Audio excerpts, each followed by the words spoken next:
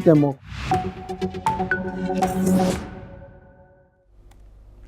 Hello and welcome. I'm Sima Katauka and you're watching the World Report on News X World. Let's take a look at the top headlines of this hour. Iran's President Masoud Pezeshkian orders security forces not to crack down on economic protests, drawing a distinction between peaceful demonstrators and armed rioters. Trump says Venezuela will turn over 50 million barrels of oil. U.S. crude futures fell 1.3% to 56.39 per barrel after the announcement. White House says U.S. discusses range of options to acquire Greenland, including use of military. South Korean President Lee Jae-myung says he has urged Chinese leader Xi Jinping to help him curb Pyongyang's nuclear program and suggested a freeze in its development of weapons of mass destruction was feasible with the right conditions. Syria and Turkey are boosting trade ties as Federation of Syrian Chambers of Commerce head Ala Al-Ali met with Turkish Cilveguzu border governor Iran Yilmaz in Damascus to discuss the role of land crossings in deepening commercial integration. South African President Cyril Ramaphosa said he is deeply concerned by U.S. military action in Venezuela, calling for the immediate release of President Nicolas Maduro and his wife and urging the UN Security Council to intervene. According to the Guinea Public Prosecutor's Office, Guinea's former security chief, known as Copland, has died in custody after being convicted in absentia in 2024 of crimes against humanity for the 2009 Stadium Massacre. The massacre killed at least 156 people and 109 women were raped. The board of entertainment and news giant Warner Bros. Discovery has rejected an updated takeover bid by rival Paramount, continuing to prefer an offer from the streaming behemoth Netflix. The company said in a statement that the board has unanimously determined that it is not in the best interest of WBD. Now, for this hour, we start with the breaking news. The United States will acquire more than 50 million barrels of oil from Venezuela, according to U.S. officials, marking a major shift in Washington's sanctions policy. Sources say the U.S. is selectively rolling back sanctions, with sales of Venezuelan oil beginning immediately. U.S. Defense Secretary Pete Hegseth has stressed that the global blockade on sanctioned and illicit Venezuelan oil remains fully in effect, despite the limited rollback. Meanwhile, a White House official has said that President Donald Trump is expected to meet U.S. oil company executives on Friday. Now, for this discussion, we welcome Ms. Alison Mutler. She's a former AP Bureau Chief in Romania, joins us live from Bucharest. Thank you very much, Ms. Mutler, for joining us once again. Good to see you. Now, looking at this, we know that U.S. has been very clear. This administration has been clear that they went in to Venezuela for oil. How do you think this, the acquiring more than 50 million barrels of oil from Venezuela and directly they are going to be, accessible in the markets, will change the oil market around the world? How will this shake up the trade? It's very interesting. It's I think 5 days since Maduro was captured from Caracas, and he's already appeared before court. And already we have Donald Trump saying that he's going to extract 50 million barrels of oil, and he'll be talking to US oil executives. This shows he means business, and I understand it will be sold at market prices. That means that it's a takeover. It seems to be a takeover of the Venezuelan oil industry, which is what most people suspected when Maduro was captured. It wasn't about the narco-terrorism, which may be true. We'll see whether those accusations come true in court. But everybody suspected it really was about the oil.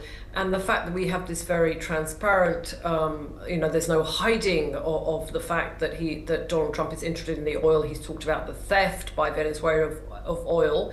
then it's clear that he means business. I understand it, even if he's making the announcement now, it will take 18 months for this to be up and running. But what is clear is he wants this oil, he wants this asset, and he's being very transparent about it. And it will make the US a much bigger global player in the energy, in the oil department. Something to rival, for example, Russia, which is what Donald Trump wants. He wants to be a major power on the world stage in every area, not militarily, security and energy. And this is what this takeover of the oil seems to mean. I mean, we'll see what happens in the coming days, but it seems very clear that is what is Donald Trump intention, and he intends to be a leading world power along with Russia, I suppose, and China. And how do you think, how will this be changing? Ever since Trump took office, it seemed like he was warming up his relationship with Middle East, particularly with Saudi Arabia and I think Qatar. So do you think that now that they have access to, US has access to oil in Venezuela, do you think that relationship will be affected? Well, it makes, if it does all come to fruition, if it does come true according to Donald Trump's plans, then this will make the US stronger and less dependent perhaps on countries like Saudi Arabia. But Donald Trump is very transactional, so if there is an interest he has in Saudi Arabia and in other countries, he will continue those relationships. But Donald Trump wants himself to be strong. And this is what this whole action operation in Venezuela has been about. I don't think he will discard anyone. He will keep doors open, but everything will be based on his or his administration's or even his family's interests. Thank you for highlighting that, Ms. Butler. Please stay with us as we come back to you. Now we stay on this topic. A US official has confirmed that the US is attempting to seize a Russian-flagged oil tanker linked to Venezuela after a 2-week pursuit across the Atlantic. Russian President Vladimir Putin sends Navy escort as US plans to seize banned Venezuelan oil tanker. The operation involving US Coast Guard and military forces is being carried out near Iceland with Russian military vessels, including a submarine, reportedly nearby. The tanker Marinera, which was originally called Bella 1, had earlier evaded U.S. efforts to board it. This move could escalate tensions between the U.S. and Russia, marking the first such attempt in recent memory. Meanwhile, Downing Street has declined to comment on reports of the U.S. seizing a Venezuela-linked oil tanker off of British waters. The U.S. Southern Command confirms the U.S. Coast Guard has apprehended the MT Sophia in international waters. The tanker is now being escorted to the U.S. for final deposition. This marks a significant move in ongoing maritime operations. Now for this discussion, we welcome back Ms. Alison Butler. Thank you very much, Ms. Butler, for staying with us.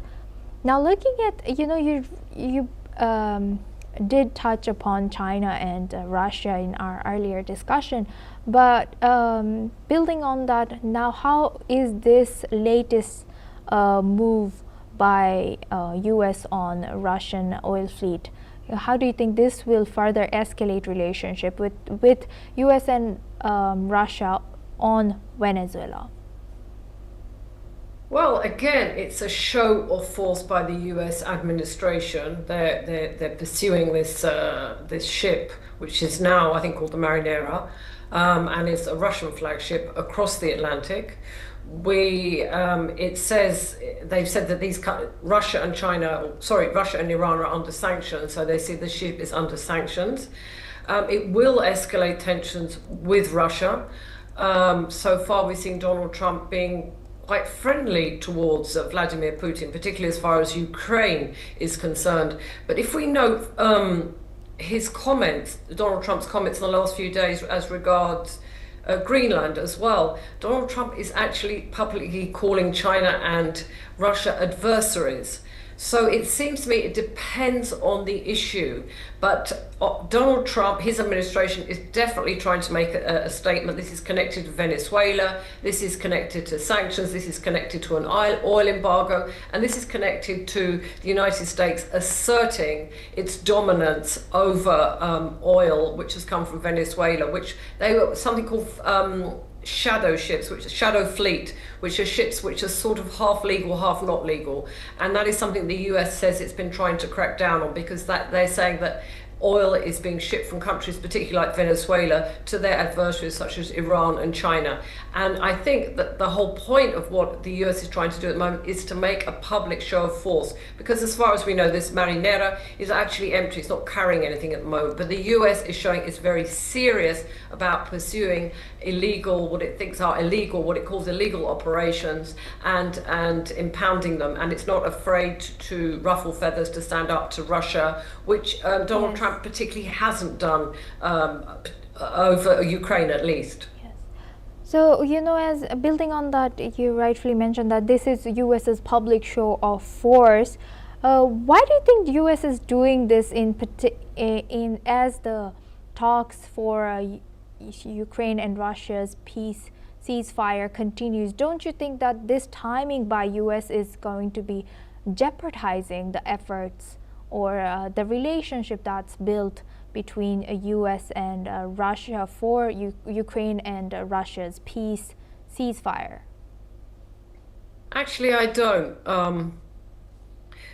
Vladimir Putin is far more cunning and experienced in intelligence, espionage than Donald Trump.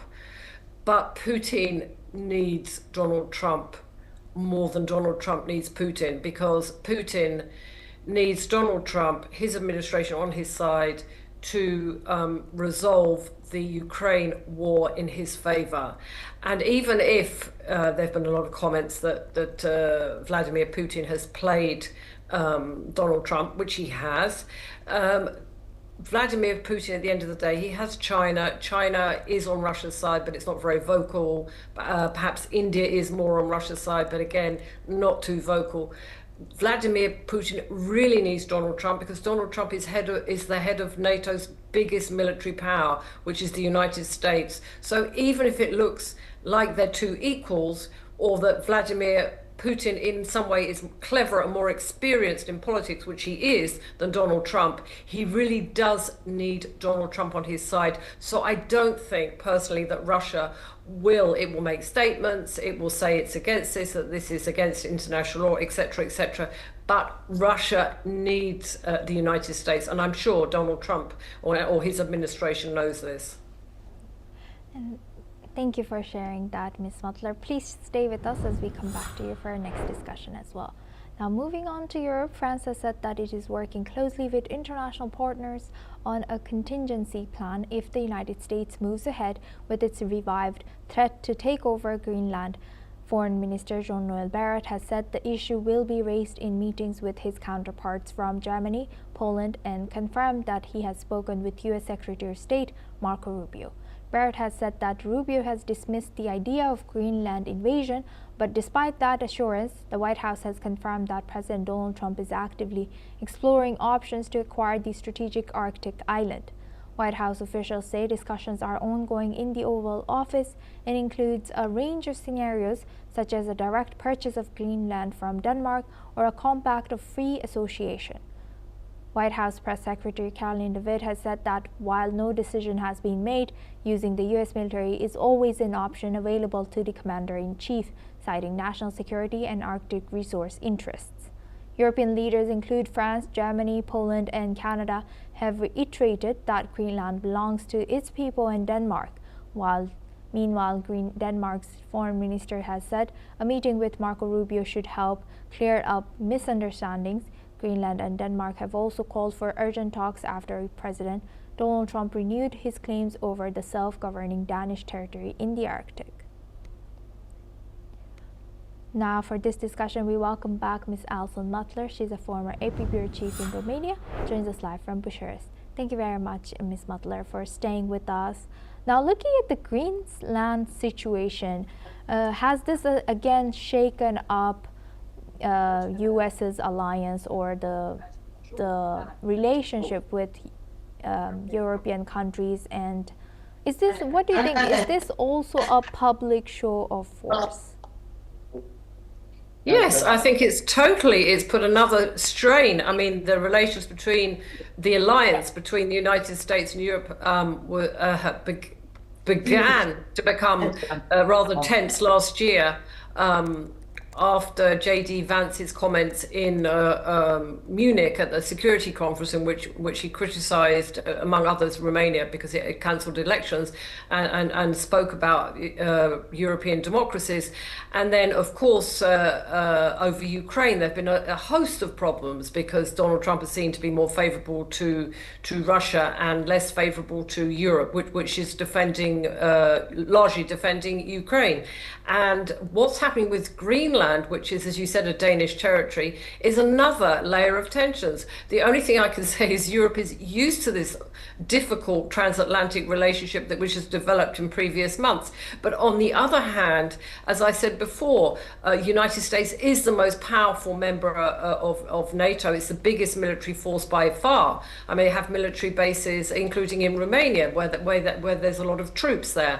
So Europe, on the one hand, has to defend its sovereignty and territory, as it did in a statement yesterday. Its leaders did, or some of its leaders did. But on the other hand, it can't afford to break relations with the US, nor does it want to break relations with the US. Basically, Europe, but I suppose, and the United States, they are charting unknown waters. This is new territory. The old order as we knew it for the last 50 years after World War II seems to be ebbing away, collapsing before our eyes, but we don't have a new world order. So I think Europe, where there are some very skilled diplomats, are trying to work out what the relation is with the United States. They want the United States on their side, but by the same token, they know that this is not the old world order system of rules, rule of law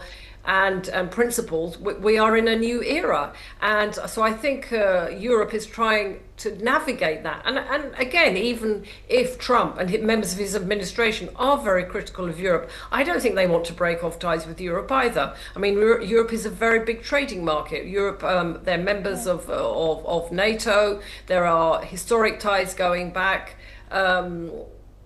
America wants to assert itself, perhaps outside in the traditional organizations, the UN and NATO, but that doesn't mean it wants to break off relations with Europe. And Europe doesn't want to, however critical some prime ministers or leaders may be in private, they really don't want to break off relations with the US, however difficult things are becoming. With that, I would like to thank Ms. Butler for joining us today and sharing that insight throughout our news. Thank you very much.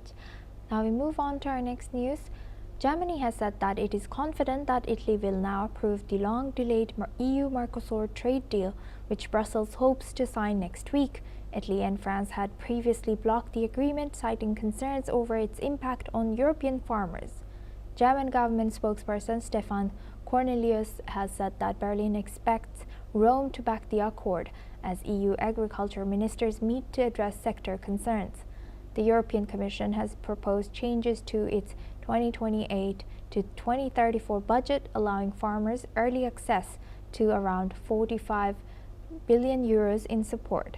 The deal, negotiated over more than 25 years, would create the world's largest free trade area between the EU and Mercosur countries, Brazil, Argentina, Paraguay, and Uruguay.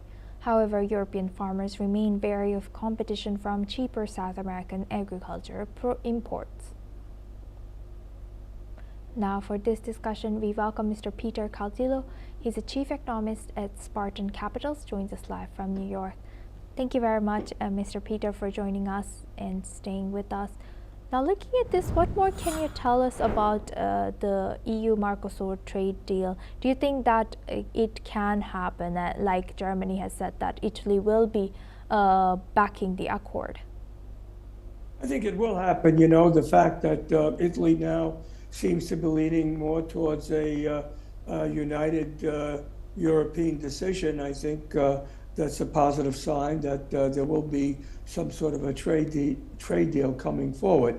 Remember that Meloni is a very close ally of Mr. Trump. But again, her first obligation, obviously, is to the EU. And if they don't want to have any major discrepancies flare up, I think it's imperative that Italy sides in with the rest of Europe. And I think Germany has signaled that. So I think, yes, there will be some sort of a trade deal coming. So how do you think how effective would be the European Commission's proposed budget support on addressing the oppositions or concerns by the farmers? Well, that's going to be a very tough bargaining point, I would say. But eventually something should be worked out. I mean, look, we all know that no one gets what they want totally. Somewhere along the lines that opens up the path for negotiations, and eventually some sort of a deal will be worked out. So I think at the end, deals will be made. Going to be a very tough decision, and in some cases maybe even a painful one. But with the threats from the threats from Donald Trump on trade, there's only a certain amount of time that you can buy, and I think that that time frame is now running out, and so decisions have to be made. Thank you, Mr. Peter Cardillo, for sharing that. Please stay with us as we come back to you for our next discussion as well. Now, moving on, the board of Warner Brothers Discovery has once again rejected a takeover bid from Paramount Skydance, urging shareholders to back its existing deal with Netflix instead. The decision marks the second time in less than a month that the company has advised investors to turn down Paramount's offer, which the board says fails to meet the required standard of a superior proposal. Warner Brothers Discovery has announced in early December that Netflix would acquire its film and streaming businesses in a deal valued at $72 billion, following a planned split of the company into two divisions later this year.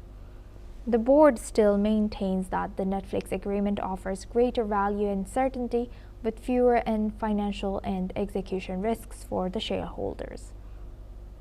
Moreover, the board has also highlighted that accepting Paramount's offer would trigger a multi-billion-dollar break fee payable to Netflix and could increase the risk of the deal failing to close.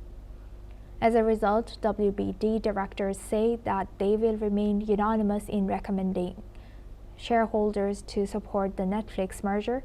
Meanwhile, Paramount has not publicly responded to the latest rejection yet. Now, for this discussion, we welcome back Mr. Peter Cardillo. He's a chief economist at Spartan Capitals, joins us live from New York. Thank you very much, Mr. Peter, for staying with us. Now, what economic and execution risks do such large break fees and complex deal structures pose, in major media mergers? What do you think has led the WBD to prioritize or eye the deal with Netflix instead of Paramount? Well, I think, they feel, but the board feels that it's a better deal. And I think that they feel that perhaps management is going to fare better with Netflix as they would with Paramount. So, it's a question of also of money. Paramount per se doesn't have the money, but certainly its backings suggest otherwise. So I think it's just a question of